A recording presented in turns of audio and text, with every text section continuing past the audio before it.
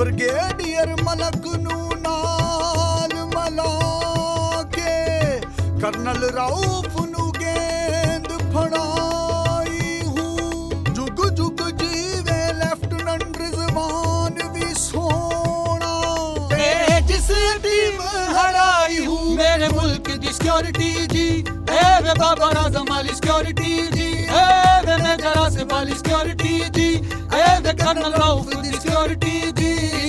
लत चुक तू, लत चुक तू, लत चुक तू, लत चुक तू, लत चुक तू कवे साई तेनू मेजर राउफ आउट किता साई। मेरे मुल्क दी सिक्योरिटी जी, ए वे बाबर आजम वाली सिक्योरिटी जी, ए वे मेजर आसिफ वाली सिक्योरिटी जी, ए वे कर्नल राउफ दी सिक्योरिटी जी।